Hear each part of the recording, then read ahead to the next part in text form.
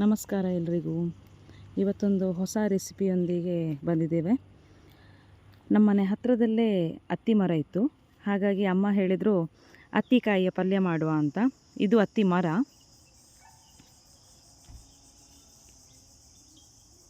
ಈ ಟೈಮಲ್ಲಿ ಅತ್ತಿಕಾಯಿ ತುಂಬಾ ಇದೆ.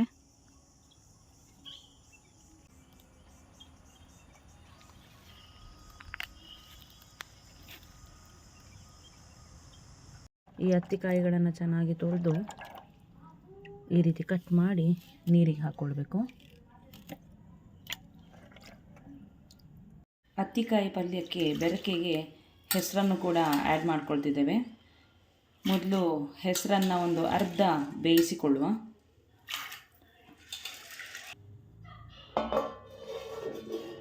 ಹೆಸರು ಅರ್ಧ ಬೆಂದಿದೆ. ಚೆನ್ನಾಗಿ ತೊಳೆದಿಟ್ಕೊಂಡಂಥ ಅತ್ತಿಕಾಯಿಗೆ ಇವಾಗ ಸ್ವಲ್ಪ ಬಿಸಿನೀರು ಹಾಕ್ಕೊಳ್ತಾ ಇದ್ದೇವೆ. ಕಣ್ಣೀರು ಹೋಗ್ಲಿಕ್ಕೋಸ್ಕರ ಮಾತ್ರ ಹಾಕ್ಕೊಳ್ಳುವಂಥದ್ದು. ಈ ರೀತಿ ಚೆನ್ನಾಗಿ ಸ್ವಲ್ಪ ತೊಳ್ಕೊಳ್ಬೇಕು. ಉಗುರು ಬೆಚ್ಚ ನೀರು ಸಾಕಾಗುತ್ತೆ.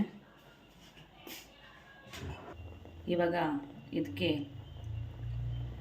ಅತ್ತಿಕಾಯಿ ಕಟ್ ಮಾಡ್ಕೊಂಡಿರುವಂಥದ್ದನ್ನು ಆ್ಯಡ್ ಮಾಡ್ಕೊಳ್ತಾ ಇದ್ದೇವೆ.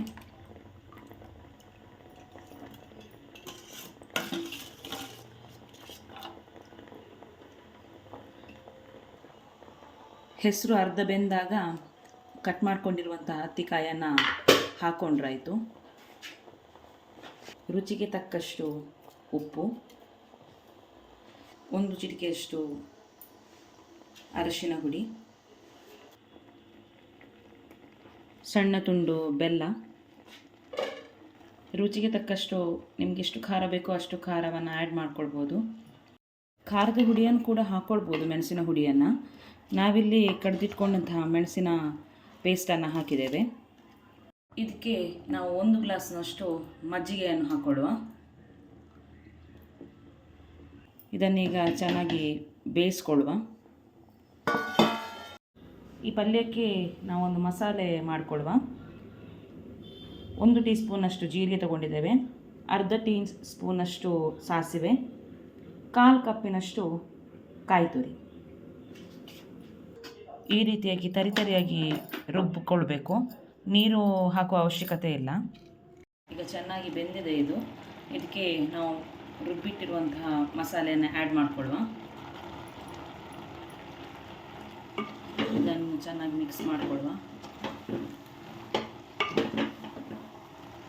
ಸ್ವಲ್ಪ ನೀರಿನ ಅಂಶ ಇದೆ, ಅದು ಇನ್ನೂ ಸ್ವಲ್ಪ ಡ್ರೈ ಆಗಲಿಕ್ಕೆ ಬಿಟ್ಕೊಳ್ಳುವ.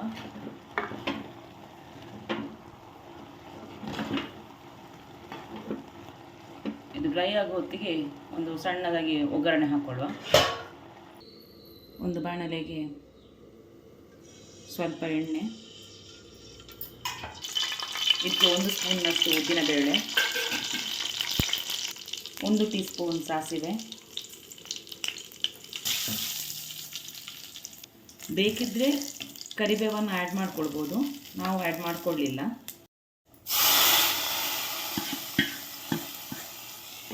ಅತ್ತಿಕಾಯಿ ಪಲ್ಯ ರೆಡಿಯಾಗಿದೆ.